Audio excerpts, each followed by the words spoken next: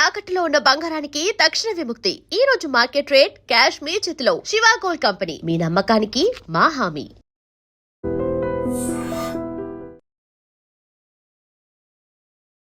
Hi hello నమస్తే, welcome to iDream. నేను Rachel. Gas problem అనేది బయటికి చెప్పుకోలేని ప్రాబ్లం ప్రతి ఒక్కరిలో ఉంటుంది. దీని గురించి చాలామంది గూగుల్లో సర్చ్ చేస్తూ ఉంటారు, ఏమైనా హోమ్ రెమెడీ ఉందా. హోమ్ రెమెడీ అనగానే మనందరికీ గుర్తొచ్చే డాక్టర్ గారు ఇవాళ ఐడ్రీమ్ స్టూడియోలో మనతో పాటు ఉన్నారు. మరి దాదాపు 35 సంవత్సరాల అనుభవం కలిగిన senior ayurvedic physician doctor Chittibotla Madhusudan Sharma గారు మనతో పాటు ఉన్నారు. వారితో మాట్లాడదాము, ఎలాంటి వంటింటి చిట్కాలు ఇస్తారో తెలుసుకుందాం. నమస్తే అండి. నమస్తే. ఎస్, గ్యాస్ ప్రాబ్లం ప్రతి ఒక్కరిలో ఉంటుంది, చెప్పుకోవడానికి ఇబ్బంది పడతారు ఏ ప్లేస్కి వెళ్ళినా కూడా. సో ఏం చేయాలంటారు, వీళ్ళకి అసలు ఈ ప్రాబ్లం ఎందుకు వస్తుంది? చాలా వరకు స్వయంకృత అపరాధం అని చెప్పొచ్చండి. అంటే వీళ్ళు చేసేటువంటి పొరపాట్ల వల్లనే ఎక్కువ శాతం మందిలో గ్యాస్ ప్రాబ్లమ్స్ వస్తుంటాయి. అంటే వేళకు ఆహారం తీసుకోకపోవడం ఒకటి, తీసుకున్న ఆహారం కూడా మరి fast foods, junk foods, bakery foods, అదేవిధంగా ఈ స్పైసీ ఫుడ్స్ ఇలాంటివి తీసుకోవడం ఒకటి. ఇంకోటి ఏంటంటే ఇరెగ్యులర్ ఫుడ్ హ్యాబిట్స్, కాఫీ టీలు ఎక్కువ తీసుకోవడము, రాత్రి ఎక్కువసేపు నిద్ర మేలుకోవడము, నీళ్లు సరిగా తాకపోవడము, ఫైబర్ ఫుడ్ సరిగా తీసుకోకపోవడము, ఇవన్నీ కూడా వీటన్నిటితో మానసిక ఒత్తిడి, ఇవన్నీ కూడా ప్రత్యక్షంగా పరోక్షంగా మరి ఈ గ్యాస్ట్రిక్ ట్రబుల్ సమస్య కారణమవుతాయి.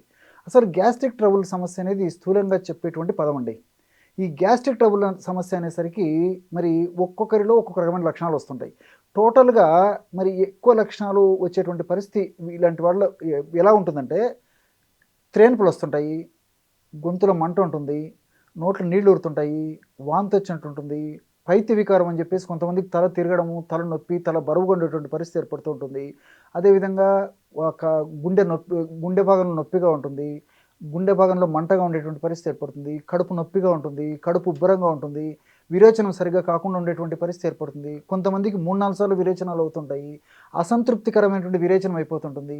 ఈవెన్ 3-4 సార్లు విరేచనం అయినప్పటికీ కొద్దిగా విరేచనం అయిపోయి లోపలంగా మిగిలిపోయింది అనేటువంటి ఫీలింగ్ ఉంటుంది.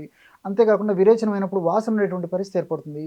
ఇంకా ఆ వాసన పాపం భరించలేక వాళ్ళు 10 మందిలోకి రావాలన్నా కానీ భయపడుతుంటారు.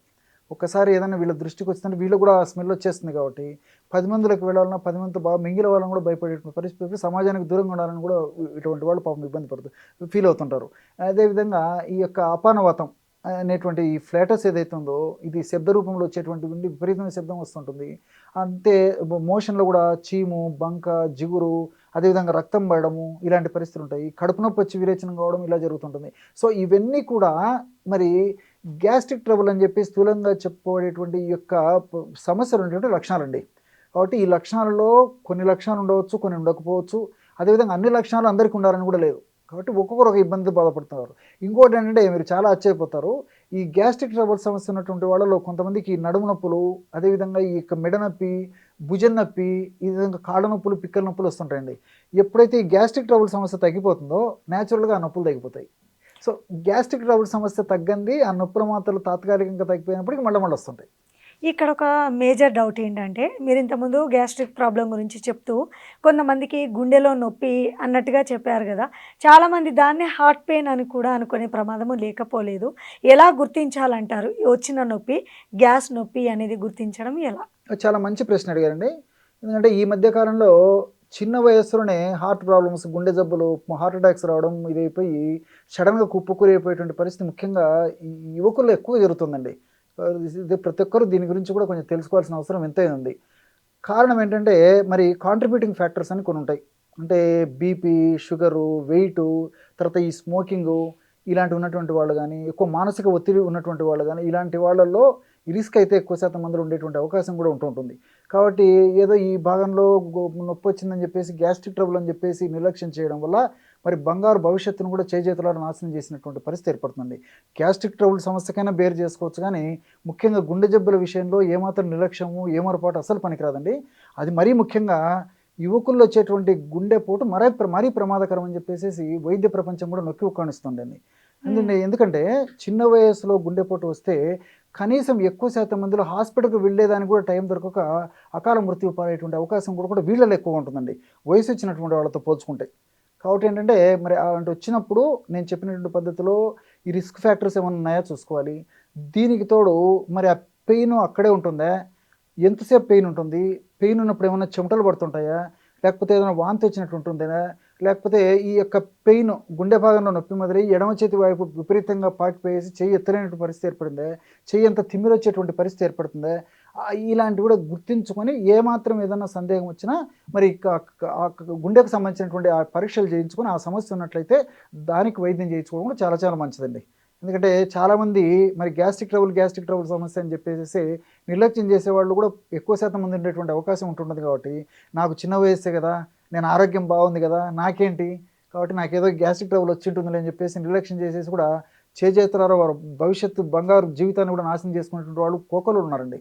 కాబట్టి ఇటు వచ్చినప్పుడు 25 సంవత్సరాలు దాటినటువంటి వాళ్ళలో మరి అటువంటి పరీక్షలు చేయించుకోవడం కూడా చాలా మంచిదండి. ఇప్పుడు మీరు అన్నట్టు గ్యాస్ట్రిక్ ప్రాబ్లం వచ్చిన వాళ్ళు బయటికి చెప్పుకోలేక అప్పటికప్పుడు మెడికల్ షాప్లో పౌడర్స్, టాబ్లెట్స్ అవైలబుల్గా వచ్చేసాయి, దాన్ని వాడుతున్నారు. కానీ యాజ్ ఏ సీనియర్ ఆయుర్వేదిక్ ఫిజిషియన్గా మీరు చెప్పండి, ఈ ప్రాబ్లంకి ఏమైనా వంటింటి చిట్కా ఉందా? ఆధునిక కృత్రిమ రసాయన ఔషధాలు వైద్యులు సూచించిన మేరకు కొన్నాళ్ళ పాటు వాడుకోవడం వల్ల మరి వెంటనే ఫలితం వచ్చేటువంటి పరిస్థితి కాకుండా ఎటువంటి ఇబ్బంది లేకుండా ఉండేటువంటి పరిస్థితి ఎక్కువ శాతం మందిలో ఉంటుందండి. కానీ మన వాళ్ళు ఏం చేస్తారంటే మరి వైద్యులు కొన్నాళ్ళ పాటు వాడమని చెప్పేస్తే మన వాళ్ళు మరి నెలల తరబడి, సంవత్సరాల తరబడి రెగ్యులర్ జీవితాంతం కూడా మింగేటువంటి పరిస్థితి ఏర్పడుతుందండి. ఇది ఏమాత్రం క్షేమదాయకం కాదు, ఆరోగ్యదాయకం కాదు, ఆమోదాయకం అంతకన్నా కాదండి. కాబట్టి మనకు వంటింట్లో దొరికేటువంటి ఔషధాలను ఇలాంటి పర్పస్ కోసం వాడుకోవడం వల్ల మరి అన్ని మల్టిపుల్ బెనిఫిట్స్ ఉంటాయి, ఎలాంటి సైడ్ ఎఫెక్ట్స్ ఉండవు. కాబట్టి ఇలాంటి ఔషధాలు వాడుకొని ఆ యొక్క సమస్య నుంచి బయటపడడం మంచిదండి. మంచి రెమెడీ చెప్తాను చూడండి. గ్యాస్ట్రిక్ ట్రబుల్ సమస్యకు సంబంధించినటువంటి రెమెడీ ఏంటంటే 100 గ్రాములు ఈ యొక్క వాము చూర్ణం తీసుకోవాలి. అంటే వామును వేయించేసేసి చూర్ణంలాగా తయారు చేసుకొని 100 గ్రాముల వాము చూర్ణం తీసుకోవాలి.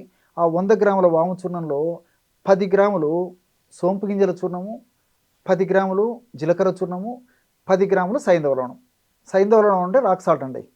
సో 100 గ్రాముల ఆ యొక్క వాము చూర్ణంలో ఈ 3 ఒక్కొక్కటి నేను చెప్పినట్టు పద్ధతిలో ఒక 10 గ్రామ్స్ కలిపేస్తే సరిపోతుంది. ఈ 4 పదార్థాలు బాగా కలపడం వల్ల బ్రహ్మాండమైనటువంటి గ్యాస్ట్రిక్ ట్రబుల్ సమస్యను తగ్గించేటువంటి ఔషధం రెడీ అయిపోతుంది. ఈ ఔషధాన్ని ఏం చేయాలంటే ఉదయం ఆహారం తర్వాత ఒక్కసారి, రాత్రి ఆహారం తర్వాత ఒక్కసారి, ఒక 10 నిమిషాలు ఆగిన తర్వాత 100 ml పల్చటి తాజా మజ్జిగలో అది తీసుకొని అందులో 1/2 టీ స్పూన్ యొక్క పౌడర్ కలిపేసి తీసుకోవాలి. ఈ విధంగా తీసుకోవడం వల్ల చాలా బ్రహ్మాండంగా పనిచేస్తుంది. అంతేకాకుండా నేను చెప్పినటువంటి ఈ గ్యాస్ట్రిక్ ట్రబుల్ సమస్యకు సంబంధించినటువంటి లక్షణాలు అన్నీ తగ్గిపోతాయి. ఇంకొకటి దీనివల్ల ఏంటంటే పరోక్షంగా వెయిట్ పెరగకుండా కూడా ఉంటారండి.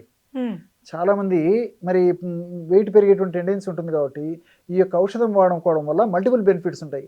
వెయిట్ పెరగకుండా ఉంటారు. రెండవది షుగర్ చిన్న వయసులో రాకుండా ఉంటుంది. అథవా ఒకవేళ షుగర్ వచ్చినప్పటికీ షుగర్ నియంత్రణ ఉండేందుకు పరోక్షంగా కూడా ఉపయోగపడుతుంది అనమాట.